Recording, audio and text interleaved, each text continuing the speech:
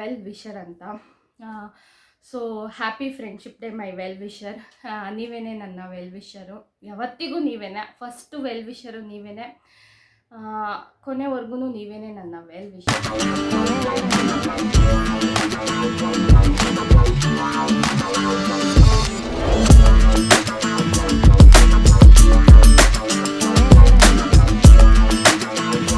Hi all, welcome back to my another new blog. ಹೇಗಿದ್ದೀರಾ? Hope ನೀವೆಲ್ಲ ಚೆನ್ನಾಗಿದ್ದೀರಾ ಅಂತ ಭಾವಿಸ್ತೀನಿ. ಸೊ ಇವತ್ತು ಒಂದು ಸ್ಪೆಷಲ್ ಡೇ. ಎಲ್ಲರಿಗೂ ಫಸ್ಟು ಹ್ಯಾಪಿ ಫ್ರೆಂಡ್ಶಿಪ್ ಡೇ. ಎಲ್ಲರಿಗೂ ಹ್ಯಾಪಿ ಫ್ರೆಂಡ್ಶಿಪ್ ಡೇ ಹೇಳ್ತೀನಿ. ಫ್ರೆಂಡ್ಸ್, ಫ್ಯಾಮಿಲಿ, ನೀವೇನೇ ನನಗೆಲ್ಲನೂ ಫ್ರೆಂಡ್ಸು. ಸೊ ಗೊತ್ತಿಲ್ಲ, ದಿನ ಕಳೀತಾ ಇದ್ದಂಗೆ ತುಂಬ ಜನ ಸ್ನೇಹಿತರನ್ನ ಸಂಪಾದಿಸ್ಬಿಟ್ಟೆ. ನಾನು ಯಾವತ್ತೂ ನಾನು ಥಿಂಕೇ ಮಾಡಿಲ್ಲ ನಾನು ಇಷ್ಟೊಂದು ಜನ ಫ್ರೆಂಡ್ಸ್ನ ಸಂಪಾದನೆ ಮಾಡ್ತೀನಿ ಅಂತ ನಾನು ಯಾವತ್ತೂ ಅಂದ್ಕೊಂಡೇ ಇರಲಿಲ್ಲ. ಬಟ್ ಫ್ರೆಂಡ್ಶಿಪ್ ಅನ್ನೋದು ತುಂಬಾ ಇಂಪಾರ್ಟೆಂಟು. ಈ ನಡುವೆ ನನಗೆ ಅದ್ರ ಬೆಲೆ ಗೊತ್ತಾಯಿತು. ಇಷ್ಟು ವರ್ಷ ನನಗೆ ಫ್ರೆಂಡ್ಶಿಪ್ ಅಂದರೆ ತಿರುಗಿ ನೋಡಿದ್ರೆ ಒಬ್ಬರೋ ಇಬ್ಬರೋ ಇದ್ದರು, ಅದು ಹಾಯ್ ಬಾಯ್ ಅಷ್ಟೇ. ಏನಕ್ಕಂದರೆ ನಮ್ಮ ಯಜಮಾನ್ರು, ಯಾಕಂದ್ರೆ ನಂಗೆ ಬುದ್ಧಿ ಒಂದು 17 ಇಯರ್ಸಲ್ಲಿ ಅವರು ಪರಿಚಯ ಆಗಿದ್ದಲ್ವ. ಅವರೇ ಫ್ರೆಂಡ್ ಅವರೇ, ಲವರ್ ಅವರೇ, ಹಸ್ಬೆಂಡ್ ಅವರೇ, ಫ್ಯಾಮಿಲಿ, ಅಪ್ಪ ಅಮ್ಮ ಎಲ್ಲ ಥರನೂ ಅವರೇ. ನನಗೆ ಒಂಥರ ಅಟ್ಯಾಚ್ ಆಗಿಬಿಟ್ಟಿದ್ರು. ಗೊತ್ತಿಲ್ಲ ಅವ್ರು ಆ ಥರ ಮಾಡಿಬಿಟ್ಟಿದ್ರು ನನ್ನನ್ನು ಅಂದ್ಬಿಟ್ಟು. ಯಾಕಂದರೆ ಚಿಕ್ಕ ಒಂದು ಫ್ರೆಂಡ್ಸ್ ಜೊತೆ ಸೇರೋಕ್ಕೂ ನನಗೆ ಅವಕಾಶಗಳು ಇದ್ದೇ ಇರಲಿಲ್ಲ. ಎಲ್ಲ ಹೊರಗೆ ಹೋಗ್ಬೇಕು ಅಂದರೂ ಅವರೇ ಕರ್ಕೊಂಡು ಹೋಗ್ತಾಯಿದ್ರು. ಬಟ್ ಅವರಿಗೆ ತುಂಬ ಜನ ಫ್ರೆಂಡ್ಶಿಪ್ ಇದ್ದರು. ನಮ್ಮ ಮನೇಲಿ ಸಣ್ಣ ಪುಟ್ಟ ಜಗಳಗಳು ಆಗ್ತಾ ಇದ್ದಿದ್ದ ಕಾರಣವೂ ಅವರಿಂದನೇ. ಏನಕ್ಕೆ ಇಷ್ಟೊತ್ತು ಲೇಟು, ಏನಕ್ಕೆ ಹೋಗೋದು, ಪಾರ್ಟಿ, ಅದು ಇದು, ಫ್ರೆಂಡ್ಶಿಪ್ಪು, ಯಾವಾಗೂ ಫ್ರೆಂಡ್ಸ್ ಅಂತ ಅಂದ್ಬಿಟ್ಟು ಜಗಳಗಳಾಗ್ತಾಯಿತ್ತು. ಬಟ್ ಅವರು ತುಂಬ ಜನನ friendship, childhood friends, school days ಫ್ರೆಂಡ್ಸ್ನ ಈಗವರೆಗೂ ಅದೇ ಬೌಂಡಿಂಗಲ್ಲಿ ಅವರಿದ್ದರು. ಬಟ್ ನಾನು ಎಲ್ಲನೂ ದೂರ ಹೋಗ್ಬಿಟ್ಟಿತ್ತು. ಬಟ್ ಅವ್ರ ಡೆತ್ ಆದಮೇಲೆ ನನಗೆ ಫ್ರೆಂಡ್ಸ್ ಹೇಗೆ ಸಿಕ್ಕಿದ್ರಂದರೆ, ಅವ್ರ ಡೆತ್ ಆಗಿ 1.5 ಮಂತ್ ಆದಮೇಲೆ ನಾನು ಆ ವ್ಲಾಗ್ ನಿಮ್ಮ ಹತ್ರ ಶೇರ್ ಮಾಡಿದ್ದೀನಿ. ಒಂದು ಕಾಲ್ ಬರುತ್ತೆ. ಆ ಕಾಲ್ನ ಕೂಡ ನಾನು ಹೋಗಬಾರ್ದು ಅಂದ್ಬಿಟ್ಟು ಫ್ಯಾಮಿಲಿ ಮೆಂಬರ್ಸ್ ಎಲ್ಲ, ಅಮ್ಮ ಎಲ್ಲನೂ ಕೂಡ ನಿನ್ನಿಷ್ಟ, ಹೋಗು ಅಂದರು. ಬಟ್ ನನಗೆ ಹೋಗೋಕ್ಕೆ ಎಲ್ಲೋ ಇಷ್ಟ ಇರಲಿಲ್ಲ. ಆ ಗೆಟ್ ಟುಗೆದರ್ ಪಾರ್ಟಿಗೆ ನಾನು ಹೋಗೋಕ್ಕೆ ನನಗೆ ಇಷ್ಟ ಇರಲಿಲ್ಲ. ಆಗ ನನಗೆ ಅವ್ರನ್ನ ಇವತ್ತು ನೆನೆಸ್ಕೊಂಡೆ ನಾನು. ಅವರಿಗೆ ಒಂದು ಮರ್ತೋಗ್ಬಿಟ್ಟಿದೆ ಅವ್ರನ್ನ. ಬಟ್ ಅವರಿಗೆ ಇವತ್ತೊಂದು ಫ್ರೆಂಡ್ಶಿಪ್ ಮೆಸೇಜು ಕೂಡ ಆಗ್ತೆ. ಸೊ ಈ ವಿಡಿಯೋ ಅವ್ರು ನೋಡಲ್ಲ ಅನಿಸುತ್ತೆ. ನೋಡಿದ್ರೆ ಈ 2 ಮಾತು ನಿಮಗೋಸ್ಕರನೇ. ಅವರೆಲ್ಲೋ ನನಗೆ ಇಷ್ಟು ನನ್ನ ಫ್ರೆಂಡ್ಸ್ನ ಮೀಟ್ ಆಗೋಕ್ಕೆ ನನಗೆ ಫ್ರೆಂಡ್ಶಿಪ್ ಕೊಟ್ಟಿದ್ದು ಅವರೇನೆ. ಅವ್ರನ್ನ ತೋರ್ಸೋಕ್ಕಾಗಲ್ಲ, ಹೇಳೋಕ್ಕಾಗಲ್ಲ, ತುಂಬ ದೂರನೇ ಇದ್ದಾರೆ ಅವರು. ಬಟ್ ಅವತ್ತು ಅವರು ಸಡನ್ನಾಗಿ ಕಾಲ್ ಮಾಡಿದಾಗ ನಾನು ಅವ್ರ ಹತ್ರನೂ ಕೂಡ ಶೇರ್ ಮಾಡಿಕೊಂಡೆ. ಈ ಥರ ಗೆಟ್ ಟುಗೆದರ್ಗೆ ಇನ್ವೈಟ್ ಮಾಡಿದ್ದಾರೆ ನನ್ನ childhood friends, school days friends ಅಂತ. ಪ್ಲೀಸ್ ನೀವು ಹೋಗಿ, ಇದಕ್ಕೆ ಹೋಗಲೇಬೇಕು ನೀವು. ನಿಮ್ಮ ಮೈಂಡ್ ಸೆಟ್ ಎಲ್ಲೋ ಚೇಂಜ್ ಆಗುತ್ತೆ. ನಿಮಗೆ ನೀವೇ ಯಾಕೆ ಒಳಗಡೆ ಈ ಥರ ಒಂದು ಪಂಜರದಲ್ಲಿ ಹಾಕ್ಕೊಂಬಿಟ್ಟಿದ್ದೀರಾ ಅಂದ್ಬಿಟ್ಟು. ಸೊ ಅವತ್ತು ಅವರಿಗೆ ನಾನು ಒಂದು ಹೆಸರನ್ನು ಕೊಟ್ಟೆ. ಹೋಗಿ ಬಂದಾದಮೇಲೆ ವೆಲ್ ವಿಷರ್ ಅಂತ. So happy friendship day my well wisher. ನೀವೇನೇ ನನ್ನ ವೆಲ್ ವಿಷರು, ಯಾವತ್ತಿಗೂ ನೀವೇನೆ, ಫಸ್ಟು ವೆಲ್ ವಿಷರು ನೀವೇನೆ, ಕೊನೆವರೆಗೂ ನೀವೇನೆ ನನ್ನ ವೆಲ್ ವಿಷರು. ಸೊ ಆ ವರ್ಡ್ನ ನಾನು ಯಾವತ್ತೂ ಯೂಸ್ ಮಾಡಿಲ್ಲ, ಕೊಟ್ಟಿರಲಿಲ್ಲ. ಬಟ್ ಅವರಿಗೆ ಅವತ್ತೇ ಹೇಳಿದೆ ನಾನು. ಅಲ್ಲಿ ನನ್ನ ಫ್ರೆಂಡ್ಸ್ನೆಲ್ಲ ಮೀಟ್ ಮಾಡಿ ಬಂದಾದಮೇಲೆ ನೆಕ್ಸ್ಟ್ ಡೇ ಕಾಲ್ ಮಾಡಿ ಹೋಗಿ ಬಂದ್ರ ಅಂದಾಗ ನಾನು ಅವರಿಗೆ ಥ್ಯಾಂಕ್ ಯು ಸೋ ಮಚ್, ನಿಮ್ಮಿಂದ ನನಗೆ ಒಂದು ದೊಡ್ಡ ಗಿಫ್ಟ್ ಸಿಕ್ತು, ನನ್ನ ಫ್ರೆಂಡ್ಸ್ ಎಲ್ಲ ಸಿಕ್ಕಿದ್ರು, ಫುಲ್ ನಾನು ಚೇಂಜ್ ಆದೆ.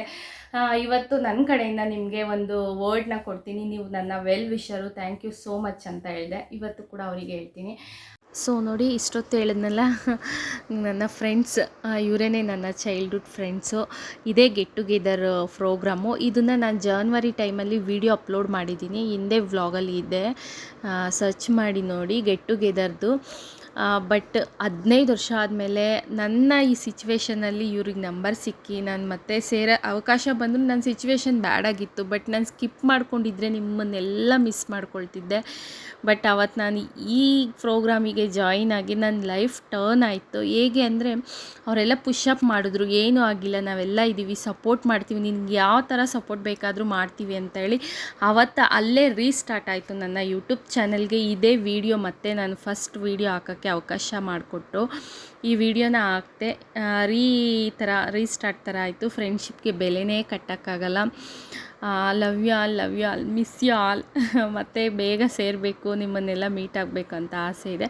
ಮತ್ತೊಂದು ಸತಿ ಹ್ಯಾಪಿ ಫ್ರೆಂಡ್ಶಿಪ್ ಡೇ. ಹಾಗೆ ನನ್ನ ಹಸ್ಬೆಂಡು, ನಾನು ಫ್ರೆಂಡ್ಶಿಪ್ನ ಯಾವ ಥರ ನಂಬ್ತಾ ಇರಲಿಲ್ಲ ಅಂದರೆ, ಇಷ್ಟು ದಿವಸ ನಾನು ಇವಾಗ ಹಿಂಗಿದ್ದೀನಿ ಅಂದರೆ ಕಾರಣ ಫ್ರೆಂಡ್ಸೇ.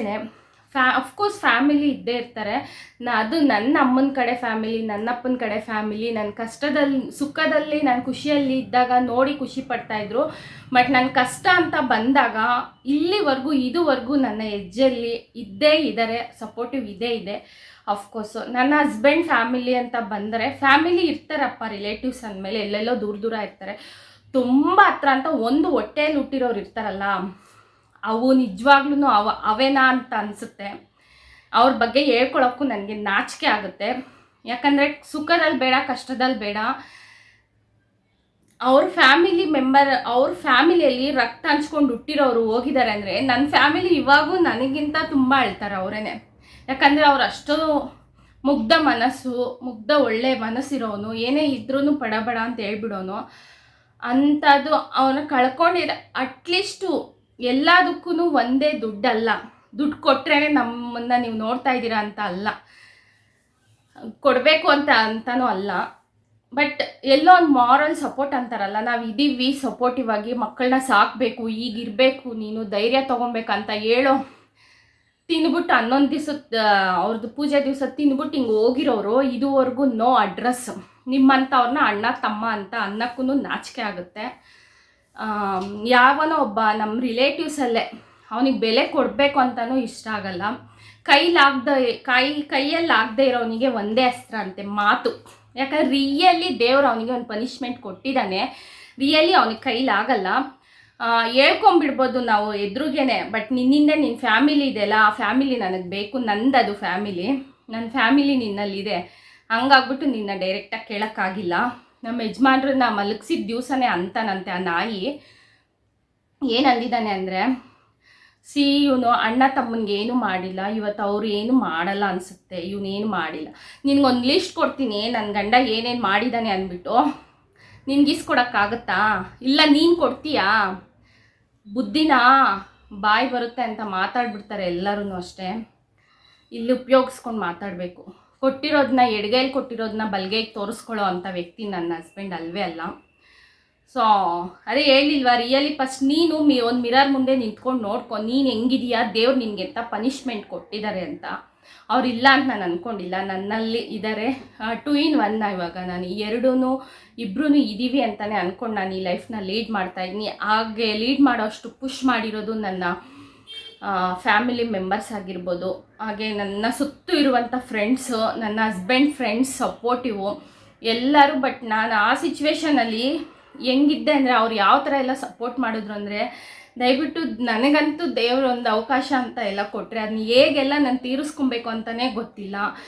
ನನಗೆ ಫ್ರೆಂಡ್ಶಿಪ್ ಮೇಲೆ ಎಷ್ಟು ಕೋಪ ಐತೆ, ಎಷ್ಟು ಬೈಕೊಳ್ತಿದ್ದೆ, ನಾನು ಎಷ್ಟೊಂದು ಜಗಳ ಮಾಡ್ತಿದ್ದೆ.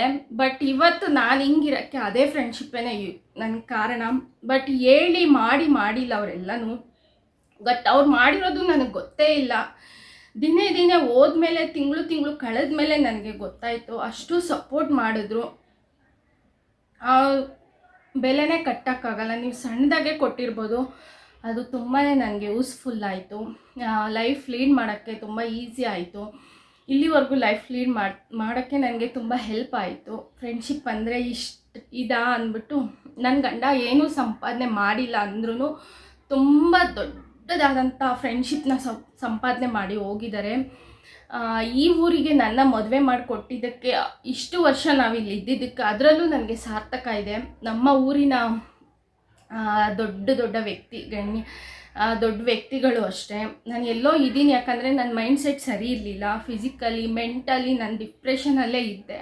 ಬಟ್ ನನಗೆ ಗೊತ್ತಿಲ್ಲದೆ ನನ್ನ ಹಿಂದೆ ತುಂಬ ಮಾಡಿದ್ರು. ಸ್ವಂತ ಒಂದು ರಕ್ತ ಹಂಚ್ಕೊಂಡು ಹುಟ್ಟಿರೋರು ಮಾಡಬೇಕಾಗಿದ್ದ ಕೆಲಸನ ನಮ್ಮ ಏರಿಯಾ ಬಾಯ್ಸ್ ಮಾಡಿದ್ರು. ಅವ್ರು ಯಾರಂತ ಇದುವರೆಗೂ ನನಗೆ ಗೊತ್ತೇ ಇಲ್ಲ. ಸ್ಕೂಲ್ ಹತ್ರ ಹೋಗಿದ್ದಾರೆ, ಸ್ಕೂಲಲ್ಲಿ ಮಾತಾಡಿದ್ದಾರೆ, ಪ್ರಿನ್ಸಿಪಲ್ಗೆ ಹೇಳಿದ್ದಾರೆ, ನಮ್ಮೂರು ಹೆಣ್ಮಗುಗೆ ಈ ಥರ ಆಗಿದೆ, ನಮ್ಮೂರು ಮಗು ಈ ಥರ ಆಗಿದ್ದಾರೆ, ಅವ್ರಿಗೆ ಏನೂ ಥರ ನೀವು ಪ್ರೆಷರ್ ಕೊಡಬಾರ್ದು. ಸ್ಕೂಲಿಗೆ ಮಕ್ಕಳಿಗೆ ಅಡ್ಮಿಷನ್ ಬುಕ್ಸಿಂದ ಎಲ್ಲ ಅವ್ರಿಗೆ ನಾರ್ಮಲ್ ರೆಗ್ಯುಲರಾಗಿ ಹೆಂಗಿತ್ತು ಹಂಗೆ ಹೋಗಬೇಕು ಅಂತ. ಅದು ಕೆಲಸ ಮಾಡಬೇಕಾಗಿರೋ ವ್ಯಕ್ತಿಗಳೇ ಬೇರೆ. ಬಟ್ ಅದು ನನಗೆಲ್ಲ ಹೆಮ್ಮೆ ಇದೆ, ತುಂಬಾ ಖುಷಿ ಇದೆ. ಅದನ್ನೆಲ್ಲ ನಾನು ತೀರಿಸ್ಬೇಕು. ಅದನ್ನು ನನಗೆ ಬೇರೆಯವರಿಗೆ ಮಾಡೋಷ್ಟು ಹೆಲ್ಪ್ ಶಕ್ತಿ ನನಗೆ ಕೊಡಲಿ ಅಂತ ದೇವರಲ್ಲಿ ಕೇಳ್ಕೊಳ್ತೀನಿ. ಬಟ್ ದಿನೇ ದಿನೇ ಹೋಗ್ತಾ ನನಗೆ ಗೊತ್ತಾಯಿತು. ಎಲ್ಲರಿಗೂ ಥ್ಯಾಂಕ್ ಯು ಸೋ ಮಚ್ ಅಂತ ಹೇಳ್ತೀನಿ. ಇವತ್ತಿನ ಫ್ರೆಂಡ್ಶಿಪ್ ಡೇ ದಿವಸ ನನ್ನ ಹಸ್ಬೆಂಡ್ ಫ್ರೆಂಡ್ಸ್ ಯಾರ್ಯಾರು ನನಗೆ ಸರಿಯಾಗಿ ಗೊತ್ತೇ ಇಲ್ಲ, ಬಟ್ ಡೈಲಿ ನನ್ನ ಕೈಯಲ್ಲಿ ಊಟ ತಿಂದು ಲೆಫ್ಟ್ ಆ್ಯಂಡ್ ರೈಟ್ ಅಂತ ಇದ್ದಂಥ ಫ್ರೆಂಡು ಅಡ್ರೆಸ್ಗೇ ಇಲ್ಲ ಅವನು. ಅಂಥವ್ರನ್ನ ಅವ್ರಿಗೆ ಯೂಸ್ ಮಾಡ್ಕೊಂಡಂಥವ್ರೆಲ್ಲ ಇವತ್ತು ಯಾರೂ ಬಂದಿಲ್ಲ. ಬಟ್ ದೂರ ಇದ್ದು ಚೈಲ್ಡ್ಹುಡ್ ಫ್ರೆಂಡ್ಸ್ ಅಂತೆಲ್ಲ ಇದ್ದವರು ತುಂಬಾ ಹೆಲ್ಪ್ ಮಾಡಿದ್ದೀರಾ, ನನಗೆ ಗೊತ್ತಿಲ್ಲದೆ ಮಾಡಿದ್ದೀರಾ. Thank you so much. ದೇವರು ನನಗೂ ರಿಟರ್ನ್ ಅದನ್ನೆಲ್ಲ ಮಾಡೋ ಶಕ್ತಿ ಕೊಡಲಿ ಅಂತ ನಾನು ಬಯಸ್ತೀನಿ. ಫ್ರೆಂಡ್ಶಿಪ್ ಅಂದರೆ ತುಂಬ ತುಂಬ ತುಂಬ ಇಂಪಾರ್ಟೆಂಟ್. ಅದಕ್ಕೆ ಬೆಲೆ ಕಟ್ಟೋಕ್ಕೆ ಆಗಲ್ಲ ರಿಯಲಿ. ಯಾಕಂದರೆ ನಾನು ಆ ಫ್ರೆಂಡ್ಶಿಪ್, ಅವರ ಫ್ರೆಂಡ್ಶಿಪ್ಪಿಂದನೇ ನಾನು ಇವತ್ತು ಇಲ್ಲಿವರೆಗೂ ಈ ಥರ ಖುಷಿಯಾಗೇ ಇದ್ದೀನಿ. ಬಟ್ ಮಾಡಿದಂತಹ ಸಪೋರ್ಟ್ ಆಗಿರ್ಬೋದು, ನಾನು ಮೇಲೆ ಕೆದಳೋವರೆಗೂ ನನಗೆ ಪುಷ್ ಮಾಡಿದಂಥ ಸಪೋರ್ಟ್ ಆಗಿರ್ಬೋದು ತುಂಬಾ ಇದೆ. ಅಷ್ಟೇ. ಇವತ್ತಿನ ಡೇ ವ್ಲಾಗ್ ಹೇಗಿರುತ್ತೆ ಅಂತಲೂ ಕಂಟಿನ್ಯೂ ಆಗುತ್ತೆ, ಗೊತ್ತಿಲ್ಲ. ಫ್ಲೋ ಅಲ್ಲಿ ಏನು ಮಾತಾಡ್ಬಿಟ್ಟಿದ್ದೀನಿ ಅಂತಲೇ ನನಗೆ ಗೊತ್ತಿಲ್ಲ. ಒನ್ಸ್ ಅಗೇನ್ ಎಲ್ಲರಿಗೂ ಹ್ಯಾಪಿ ಫ್ರೆಂಡ್ಶಿಪ್ಪು. ಬಟ್ ನನ್ನ ಹಸ್ಬೆಂಡು ಹೆಲ್ಪ್ ಮಾಡಿದಂಥವ್ರು ಯಾರು ಇವತ್ತಿಲ್ಲ. ಅವರೆಲ್ಲ ಲಿಫ್ಟ್ ಆಗಿಬಿಟ್ರು. ಯಾಕಂದರೆ ಅವ್ರ ಹತ್ರ ಯೂಸ್ ಮಾಡ್ಕೊಂಡಿದ್ದಾರೆ, ರಿಟರ್ನ್ ಕೊಡಬೇಕಲ್ವಾ. ಹಾಗೆ ದಯವಿಟ್ಟು ನೀವು ಕೊಡಬೇಡಿ. ಬಟ್ ವ್ಯಕ್ತಿತ್ವಕ್ಕೆ ಮರ್ಯಾದೆ ಕೊಡಿ. ಬಟ್ ಹೆಮ್ಮೆ ಇದೆ ನನಗೆ, ಫ್ರೆಂಡ್ಶಿಪ್ ಮೇಲೆ ಹೆಮ್ಮೆ ಇದೆ. ತುಂಬ ಗೌರವ ಕೊಡ್ತೀನಿ. ಎಲ್ಲೋ ನನ್ನ ಹಸ್ಬೆಂಡ್ ನನ್ನ ಜೊತೆಯಲ್ಲೇ ನನ್ನ ಪಕ್ಕನೇ ಇರ್ತಾರೆ. ಅವ್ರಿಗೂ ಕೂಡ ಸಾರಿ ಕೇಳ್ತೀನಿ. ಅವರಿದ್ದಾಗ ಫ್ರೆಂಡ್ಸ್ ಜೊತೆ ಹೋದಾಗ ಎಲ್ಲ ತುಂಬಾ ನಾನು ಗಲಾಟೆ ಮಾಡಿದ್ದೀನಿ. ಅವ್ರ ಫ್ರೆಂಡ್ಸು ಕೂಡ ನನಗೆ ತುಂಬ ಭಯ ಬೀಳ್ತಾಯಿದ್ರು. ಈ ಟೈಮ್ಗೆ ನಾವು ಬರ್ತೀವಿ, ಈ ಟೈಮ್ಗೆ ಕಳಿಸ್ತೀವಿ ಅಂತ ಹೇಳಿ ಆ ಟೈಮ್ಗೆ ತಂದು ಬಿಟ್ಬಿಟ್ಟು ಡ್ರಾಪ್ ಮಾಡಿ ಹೋಗ್ತಿದ್ರು. ಅಲ್ಲಿವರೆಗೂ ಭಯ ಬೀಳ್ತಾಯಿದ್ರು. ಎಲ್ಲರಿಗೂ ಸಾರಿ ಕೇಳ್ತೀನಿ. ನೀವು ಮಾಡಿದಂಥ ಸಪೋರ್ಟ್ ಆಗಲಿ ಎಲ್ಲ ನನ್ನ ಒಳ್ಳೆ ಒಂದು ತಂಗಿಗೆ ಮಾಡ್ದಂಗೆ ಸಪೋರ್ಟ್ ಮಾಡಿದ್ದೀರಾ. ಸ್ವಂತ ತಂಗಿ ಅಂದ್ಕೊಂಡು ನನಗೆ ಅವ್ರದ್ದು ಕಾರ್ಯ ಮುಗಿಯೋಕ್ಕೂ ಮುಂಚೆ ನೀವು ನನಗೆ ತಂಗಿ ಅಂತಲೇ ನೀವು ಬಟ್ಟೆ ಇಟ್ಟಿದ್ದಾಗಲಿ, ನನಗೆ ಅರಿಶಿನ ಕುಂಕುಮ ಕಳಿಸಿದ್ದಾಗಲಿ, ಅದೆಲ್ಲ ಎಲ್ಲೋ ನನಗೆ ಆಮೇಲೆ ಹೇಳಿದ್ಮೇಲೆ ಅಮ್ಮವ್ರೆ ನನಗೆ ತುಂಬಾ ಫೀಲ್ ಆಯಿತು. ಬಟ್ ಯಾರೂ ನನ್ನ ಡೈರೆಕ್ಟಾಗಿ ಮಾತಾಡ್ಸೋಕ್ಕೆ ಧೈರ್ಯ ಇರಲಿಲ್ಲ ಅವ್ರಿಗೆ ಆ ಟೈಮಲ್ಲಿ. ಬಟ್ ಮಾಡಿದ್ದೀರಾ. ಎಲ್ಲರದ್ದು ನನಗೆ ನೆನಪಿದೆ. ಇವತ್ತು ನಾನು ಹಿಂಗಿದ್ದೀನಿ ಅಂದರೆ ಫ್ರೆಂಡ್ಶಿಪ್ಪೇ ಕಾರಣ. ಎಲ್ಲರೂ ಫ್ರೆಂಡ್ಶಿಪ್ಗೆ ಒಂದು ಬೆಲೆ ಕೊಡಿ, ಗೌರವ ಕೊಡಿ. ಫ್ರೆಂಡ್ಸ್ ಅಂದರೆ ನೆವರ್, ಅದು ಯಾರು ಯಾವ ಥರನೂ ತೀರ್ಸೋಕ್ಕಾಗೋದೇ ಇಲ್ಲ. ಅದಕ್ಕೆ ಒಂದು ಹೆಸ್ರು ಕೊಡೋಕ್ಕೂ ಆಗಲ್ಲ. ಫ್ರೆಂಡ್ಶಿಪ್ಗೆ ಬೆಲೆನೇ ಕಟ್ಟೋಕ್ಕಾಗಲ್ಲ. ಇವಾಗ ನನ್ನ ಹಿಂದೆ ತುಂಬ ಜನ ಫ್ರೆಂಡ್ಸ್ ಇದ್ದಾರೆ. So I am very happy ಅಷ್ಟೇ ಹೇಳೋಕ್ಕಾಗುತ್ತೆ. ಬಟ್ ಇಲ್ಲಿವರೆಗೂ ಇವಾಗಲೂ ಈ ಕ್ಷಣನೂ ನನ್ನನ್ನು ಪುಷಪ್ ಮಾಡ್ತಾ ಇರೋದೆಲ್ಲನೂ ಫ್ರೆಂಡ್ಸೇ. ಹಸ್ಬೆಂಡ್ ಫ್ರೆಂಡ್ಸ್ ಆಗಿರ್ಬೋದು, ನನ್ನ ಫ್ರೆಂಡ್ಸ್ ಆಗಿರ್ಬೋದು, ಇಲ್ಲಿವರೆಗೂ ನನ್ನ ಸಪೋರ್ಟ್ ಇದ್ದಾರೆ. ಮುಂದೆನೂ ಸಪೋರ್ಟಿವ್ ಆಗಿ ಇರ್ತೀರಾ ಅಂತ ಅಂದ್ಕೊಳ್ತೀನಿ. ಯಾರೆಲ್ಲ ಈ ವಿಡಿಯೋ ನೋಡ್ತೀರಾ ದಯವಿಟ್ಟು ಶೇರ್ ಆ್ಯಂಡ್ ಕಮೆಂಟ್ ಮಾಡಿ ಅಂತ ಹೇಳ್ತೇವೆ. ಇವತ್ತಿನ ಸಂಡೇ ಫ್ರೆಂಡ್ಶಿಪ್ ಡೇ ದಿವಸ ನನ್ನ ಡೇ ವ್ಲಾಗ್ ಹೇಗೆ ಹೋಗುತ್ತೆ ಅಂತ ನೋಡೋಣ ಬನ್ನಿ.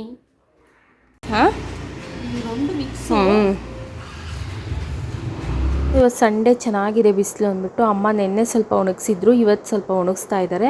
ನಮ್ಮ ಮನೆ ಕಡೆ ಬಿಸಿಲು ಕಡಿಮೆ, ಆ ಕಡೆ ಇನ್ನೂ ಸ್ವಲ್ಪ ದಿವಸ ಆಗುತ್ತೆ ಬರೋಕ್ಕೆ. ಇಲ್ಲಿ ಇದು ಎದುರು ಮನೆ ಕಡೆ ಪ್ಲೇಸ್ನ ಯೂಸ್ ಮಾಡ್ಕೊಂಡಿದ್ದಾರೆ ಅಮ್ಮ.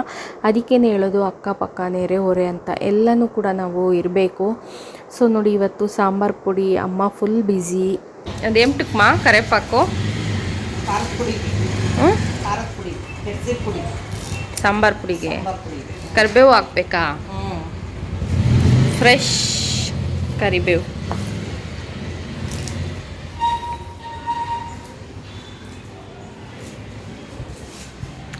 ಟಿಂಕು ಕುರ್ಸು. ಸೊ ನೋಡಿ ಇವತ್ತು ಸಂಡೇ ನಮ್ಮ ಮನೇಲಿ ಬ್ರೇಕ್ಫಾಸ್ಟ್ ಬಂದು ದೋಸೆ. ನಮ್ಮ ಕೆಲಸಕ್ಕೆ ಎಲ್ಲದರಲ್ಲೂ ನಮ್ಮ ಮಕ್ಕಳು ಕೂಡ ಹೆಲ್ಪ್ ಮಾಡ್ತಾರೆ. ನೋಡಿ ಅಮ್ಮ ಕರಿಬೇವೆಲ್ಲ ಬಿಡಿಸ್ತಿದ್ದಾರೆ. ನನ್ನ ದೊಡ್ಡ ಮಗ ಸಂಡೇ ನಮ್ಮ ಮಕ್ಕಳಿಬ್ರೂ ಕೂಡ ಬ್ಯುಸಿನೇ. ನೋಡಿ ಅವನು ಯಾವುದೋ ಒಂದು ಸಾಂಗಿಗೆ ಏನೋ ಪ್ರಾಕ್ಟೀಸ್ ಮಾಡ್ಕೊಳ್ತಾ ಇದ್ದಾನೆ. ಸೊ ನೋಡಿ ಈಗ ಹುರುಳಿಕಾಳನ್ನ ತೊಗೊಂಡು ವಾಶ್ ಮಾಡ್ಕೊಳ್ತಾ ಇದ್ದೀನಿ. ಏನಕ್ಕಪ್ಪ ಅಂದರೆ ಅಮ್ಮ ಹುರುಳಿಕಾಳು ಮತ್ತು ಸಬ್ಸಿಗೆ ಸೊಪ್ಪನ್ನ ತಂದಿದ್ದಾರೆ ಪಲ್ಯ ಮಾಡಿಕೊಡೋಕ್ಕೆ ಅಂತ. ಗೊತ್ತಿಲ್ಲ ಈ ನಡುವೆ ಅಮ್ಮ ನನಗೆ ಈ ಥರ ಫುಡ್ನ ಜಾಸ್ತಿ ಕೊಡ್ತಾ ಇದ್ದಾರೆ, ಯಾಕಂತ ಗೊತ್ತಾಗ್ತಿಲ್ಲ.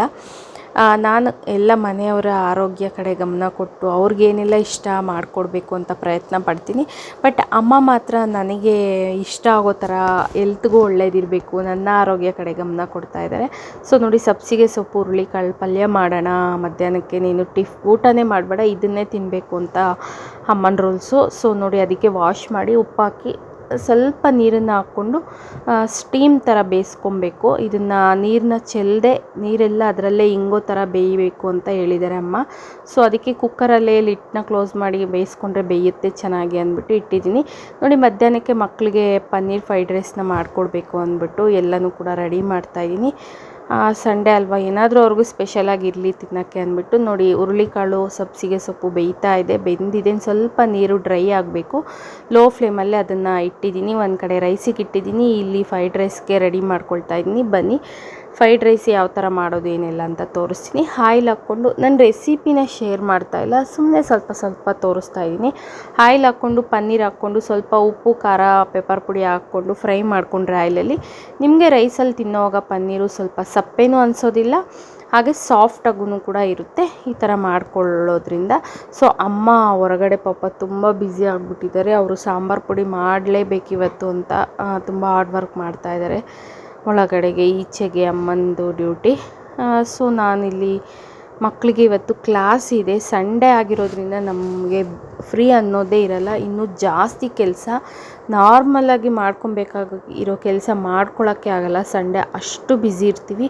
ನಮ್ಮ ಮಕ್ಕಳಿಗೆ ಇವತ್ತು ಟೈಮ್ ಕೊಟ್ಟಿದ್ದಾರೆ, ಕ್ಲಾಸು 1:20 ಒಳಗಡೆ ಕ್ಲಾಸಲ್ಲಿ ಇರಬೇಕು. ಆಲ್ರೆಡಿ ಇವಾಗ 12:50 ಆ ಥರ ಆಗಿದೆ. ಅದಕ್ಕೆ ತುಂಬ ಅರ್ಜೆಂಟಲ್ಲಿ ಅವ್ರಿಗೆ ಮಧ್ಯಾಹ್ನ ಲಂಚಿಗೆ ಪ್ರಿಪೇರ್ ಮಾಡ್ತಾಯಿದ್ದೀನಿ. ಸೊ ಖಾರ ಬೇಕಾದಲ್ಲಿ ಜಾಸ್ತಿ ಹಾಕ್ಕೊಬೋದು, ಇಲ್ಲ ಕಡಿಮೆ ಹಾಕ್ಕೊಬೋದು. ನಾನಿಲ್ಲಿ ಗ್ರೀನ್ ಚಿಲ್ಲಿ 5-6 ಹಾಗೆ ಗಾರ್ಲಿಕ್ ಆ್ಯಂಡ್ ಜಿಂಜರು ಸಣ್ಣ ಪೀಸ್ ಕಟ್ ಮಾಡಿ ಹಾಕಿದ್ದೀನಿ. ವೆಜಿಟೇಬಲ್ಸು ನಿಮ್ಗೆ ಏನೆಲ್ಲ ಬೇಕೋ ಅದನ್ನು ಆ್ಯಡ್ ಮಾಡ್ಕೊಳ್ಳಿ. ಹಾಗೆ ಇದ್ರ ಮಸಾಲ ನಾನೇನು ಜಾಸ್ತಿ ಹಾಕೋದಿಲ್ಲ. ಉಪ್ಪು ಖಾರಕ್ಕೆ ಚಿಲ್ಲಿನ ಹಾಕಿದ್ದೀನಿ, ಗರಂ ಮಸಾಲ, ಸಾಲ್ಟು, ಪೆಪ್ಪರ್ ಪುಡಿ, ಸೋಯಾ ಸಾಸ್ ಇಷ್ಟಿದ್ರೆ ಫ್ರೈಡ್ ರೈಸ್ ರೆಡಿ ಆಗುತ್ತೆ. ತುಂಬಾ ಟೇಸ್ಟ್ ಚೆನ್ನಾಗಿರುತ್ತೆ. ಸೇಮ್ ಈಗ ರೆಸ್ಟೋರೆಂಟ್ ಈ ಸ್ಟ್ರೀಟ್ ಫುಡ್ಡಲ್ಲೆಲ್ಲ ಮಾಡ್ತಾರಲ್ಲ ಆ ಟೇಸ್ಟೇ ಬರುತ್ತೆ.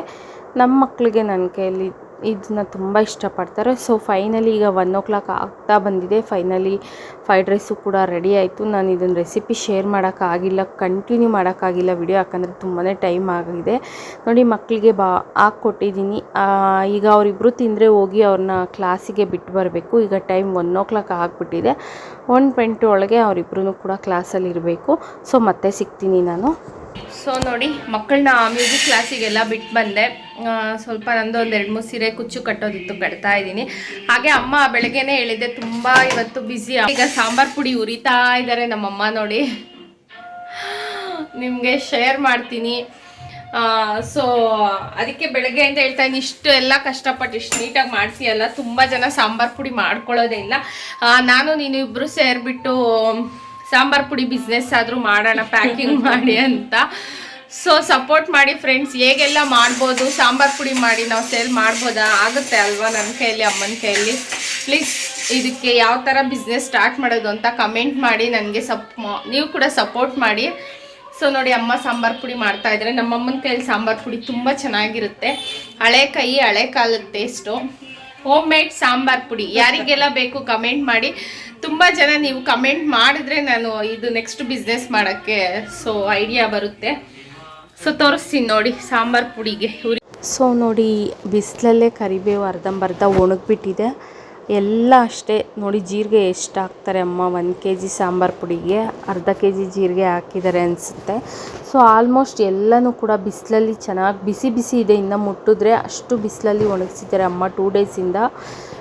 ಪುಡಿ ಚೆನ್ನಾಗಿ ಬರುತ್ತೆ ಬಿಸಿಲಲ್ಲಿ ಒಣಗೋದ್ರಿಂದ, ಕೆಡೋದು ಇಲ್ಲ ಅಂತ. ಮೆಂತೆ ಹಾಗೆ ಅರಿಶಿನ ಕೊಂಬು, ಸಾಸಿವೆ ಏನೆಲ್ಲ ಹಾಕ್ತಾರೆ ನೋಡಿ, ಕಾಳು ಮೆಣಸು, ಚಕ್ಕೆ, ಲವಂಗ ಇಷ್ಟು ಐಟಮ್ಸು ಹಾಕಬೇಕು. ಅಕ್ಕಿ, ಕಡಲೆಕಾಳು, ಹೆಸ್ರು ಕಾಳು, ಉದ್ದಿನಬೇಳೆ ಎಲ್ಲ ಹಾಕ್ತಾರೆ.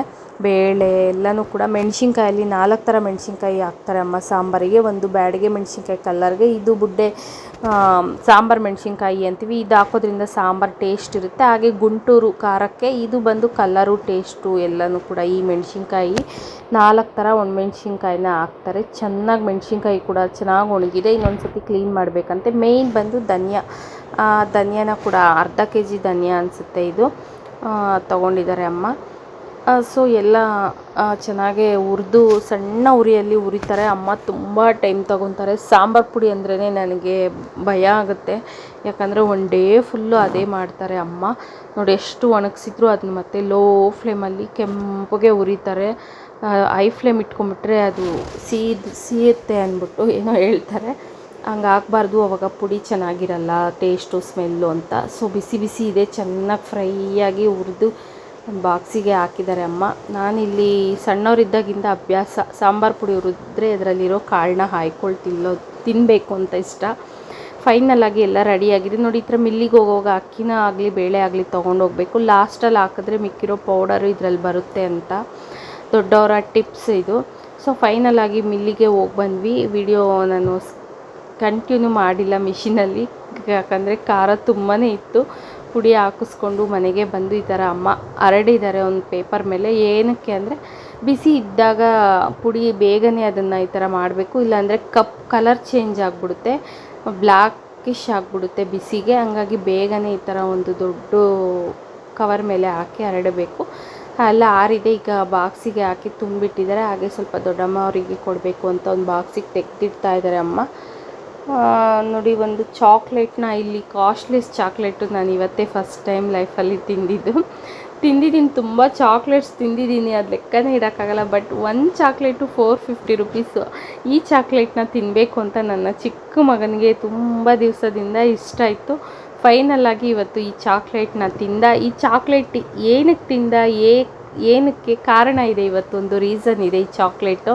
ಇದರಿಂದ ಒಂದು ದೊಡ್ಡ ಸ್ಟೋರಿನೇ ಇದೆ, ಬಟ್ ಹೇಳೋಕ್ಕಾಗಲ್ಲ. ನೋಡಿ ಈ ಚಾಕ್ಲೇಟ್ ಸೊ ಲೈಫಲ್ಲಿ ಫಸ್ಟ್ ಟೈಮ್ ಇಷ್ಟು ಕಾಸ್ಟ್ಲಿ ಚಾಕ್ಲೇಟ್ನ ಟೇಸ್ಟ್ ಮಾಡ್ತಾ ಇದ್ದೀನಿ. ಫಿಶ್ ಟೇಬಲ್ಲು ತಿನ್ಬೇಕಂತೆ, ಒಂದು ಸತಿ ಆದರೂ ನೋಡೋಣ ತಿನ್ಬೇಕು. ಸೊ ನೋಡಿ ಚಾಕ್ಲೇಟಿಗೆ ತಿಂತಾ ಇದ್ದೀನಿ ಅಂದರೆ ನಾನು ಒಂದು ½ ಸುಧಾರಿಸ್ಕೊಂಡಿದ್ದೀನಿ. ಒಂದು ಸಿಚುವೇಶನ್, ಒಂದು ಘಟನೆ ನಡೀತು, ಇದನ್ನು ನನ್ನ ಲೈಫಲ್ಲೇ ನಾನು ಮರೆಯಲ್ಲ. ಇವತ್ತಿನ ಫ್ರೆಂಡ್ಶಿಪ್ ಡೇ ದಿವಸ ನನಗೆ ಇವತ್ತು ಒಂದು ಶಾಕಿಂಗ್ ಇನ್ಸಿಡೆಂಟು. ನಾನೇ ಬ್ಲ್ಯಾಂಕ್ ಆಗಿಬಿಟ್ಟೆ.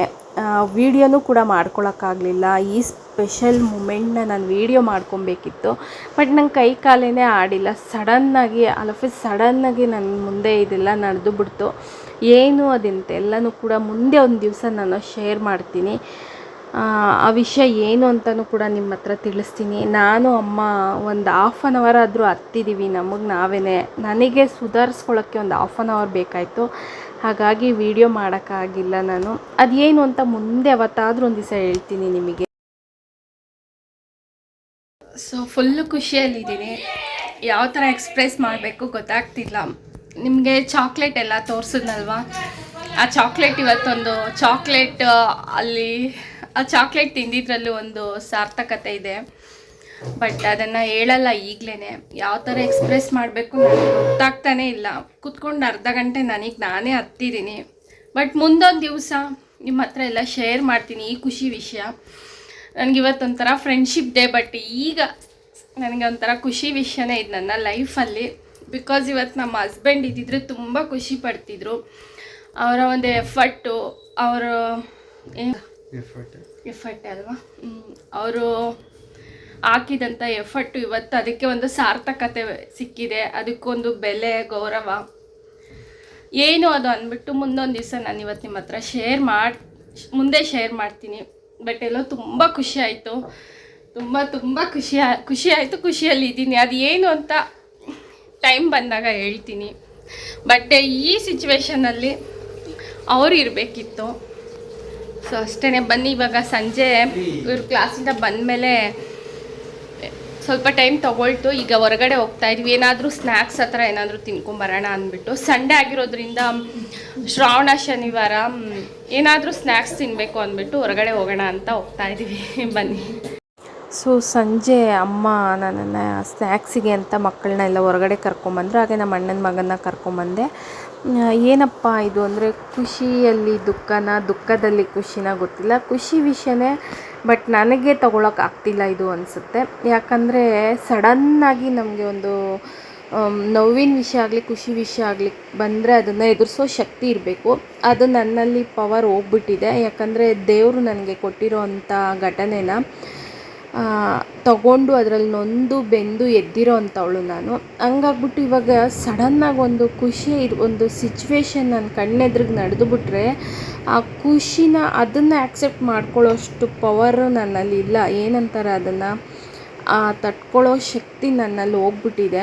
ಸೊ ಹಂಗಾಗ್ಬಿಟ್ಟು ಎಲ್ಲೋ ಎಮೋಷನಲ್ ಆಗ್ಬಿಟ್ಟು ಸಂಜೆ ನಾನೇ ಹೆಂಗಾಗ್ಬಿಟ್ಟೆ ಅಂದರೆ, ಸೊ ಎಲ್ಲ ಸ್ಟ್ರಾಂಗ್. ಮತ್ತು ಮಕ್ಕಳು ಅಮ್ಮ ನನಗೆ ತುಂಬಾ ಸಪೋರ್ಟ್ ಮಾಡ್ತಾರೆ ಈ ಥರ ವಿಷಯದಲ್ಲಿ.